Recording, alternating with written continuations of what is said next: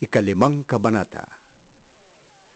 Nang makita ni Jesus ang napakaraming tao, umakyat siya sa bundok. Pagkaupo niya ay lumapit ang kanyang mga alagad at sila'y tinuruan niya ng ganito. Mapalad ang mga taong walang inaasahan kundi ang Diyos, sapagkat mapapabilang sila sa mga pinag-aharian ng Diyos. Mapalad ang mga nagdadalamhati, sapagkat aaliwin sila ng Diyos. Mapalad ang mga mapagpakumbaba, sapagkat tatamuhin nila ang ipinangako ng Diyos. Mapalad ang mga nagmimithing makatupad sa kalooban ng Diyos, sapagkat ipagkakaloob ng Diyos ang kanilang minimithi. Mapalad ang mga mahabagin, sapagkat kahabagan sila ng Diyos. Mapalad ang mga may malinis na puso, sapagkat makikita nila ang Diyos. Mapalad ang mga gumagawa ng paraan para sa kapayapaan, sapagkat sila ituturing ng Diyos na kanyang mga anak.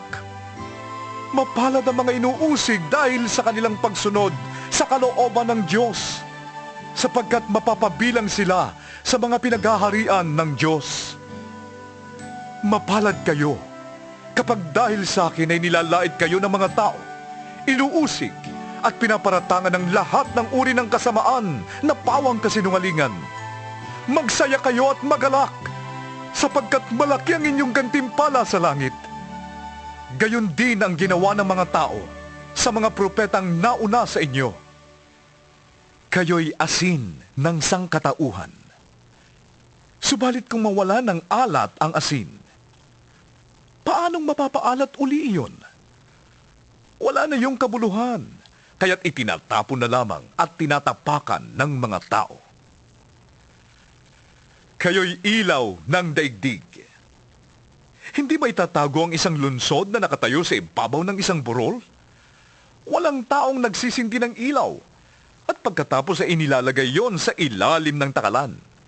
Sa halip, inilalagay yon sa talagang patungan upang matanglawan ang lahat ng nasa bahay. Gayon din naman, dapat ninyong paliwanagin ang inyong ilaw sa harap ng mga tao, upang makita nila ang inyong mabubuting gawa at papurihan ang inyong amang nasa langit. Huwag ninyong akalaing naparito ako upang pawalang bisa ang kautusan at ang mga turo ng mga propeta. Naparito ako hindi upang pawalang bisa ang mga yon, kundi upang tuparin. Tandaan niyo ito, kahit maglaho ang langit at lupa, ang kaliit-litang bahagi ng kautusan ay di mawawalan ng bisa hanggat hindi natutupad ang lahat. Kaya't sino mang sumuway sa kaliit-liitang bahagi nito at magturo ng gayon sa mga tao ay magiging pinakamababa sa kaharian ng Diyos. Ngunit ang tumutupad ng kautusan at nagtuturo na tuparin niyo ng mga tao ay magiging dakila sa kaharian ng Diyos. Sinasabi ko sa inyo, kung ang pagsunod ninyo sa kalooban ng Diyos ay tulad lamang ng pagsunod ng mga tagapagturo ng kautusan at mga Pariseo, hindi kayo makakapasok sa kaharian ng Diyos. Narinig ninyong iniutos sa mga tao noong una, huwag kang papatay. Ang sinumang pumatay ay mananagot sa hukuman. Ngunit sinasabi ko naman sa inyo, ang sinumang napupuot sa kanyang kapatid ay mananagot sa hukuman. Ang humahamak sa kanyang kapatid ay mananagot sa Sanhedrin. At sinumang magsabi sa kanyang kapatid, ulul ka, ay nanganganib na maparusahan sa apoy ng impyerno.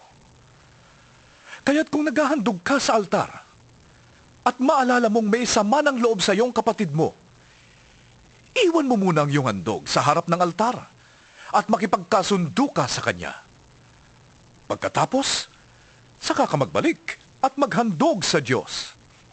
Kung may ibig magsakdal sa iyo, makipag-ayos ka agad sa kanya bago makarating sa hukuman ng inyong kaso. Kung hindi dadalhin kanya sa hukom, at ibibigay ka nito sa tanod, at ikukulong ka naman sa bilangguan. Sinasabi ko sa iyo, Hindi ka makakalabas doon hanggat hindi mo nababayaran ang kahuli-hulihang sentimo ng dapat mong bayaran. Narinig ninyo na iniutos noong una, huwag kang mangangalunya. Ngunit sinasabi ko sa inyo, ang sinumang tumingin sa isang babae ng may mahalay na pagnanasa, ay nangangalunya na sa babaeng yon sa kanyang puso. Kung ang isang mata mo ay nagiging sanhi ng iyong pagkakasala, dukitin mo ito at itapon. Mabuti pang mawalan ka ng isang bahagi ng iyong katawan kaysa ang buo mong katawan ang itapon sa impyerno. Kung ang iyong kamay naman ay nagiging sanhi ng iyong pagkakasala, putulin mo ito at itapon. Mabuti pang mawalan ka ng isang bahagi ng iyong katawan kaysa ang buo mong katawan ang itapon sa impyerno. Sinabi rin naman, kapag diniborsyo ng isang lalaki ang kanyang asawa, ito'y dapat niyang bigyan ng katibayan ng diborsyo. Ngunit sinasabi ko sa inyo, kapag diniborsyo ng isang lalaki ang kanyang asawa, maliban kung ito ay nangangalunya, itinutulak niya ang kanyang asawa sa kasalanang pangangalunya.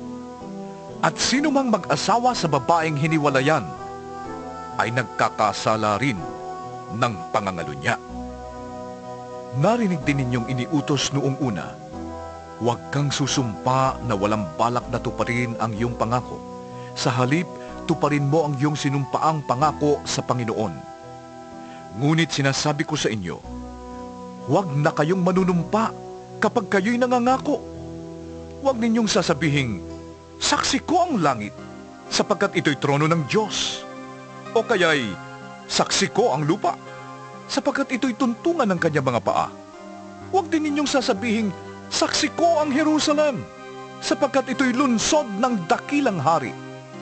Huwag mo ring sabihing, mamatay man ako, sapagkat ni isang buhok sa iyong ulo ay hindi mo kayang paputiin o paitimin. Sabihin mo na lang na, oo, kung oo, at hindi, kung hindi. Sapagkat ang anumang sumpang idaragdag dito ay buhat na sa masama. Narinig ninyong sinabi, mata sa mata at ngipin sa ngipin. Ngunit sinasabi ko sa inyo, huwag ninyong paghihigantihan ang masamang tao. Kung sinampal ka sa kanang pisngi, iharap mo rin sa kanya ang kaliwa. Kung isakdal ka ni naman upang makuha ang iyong baro, ibigay mo sa kanya pati ang iyong balabal.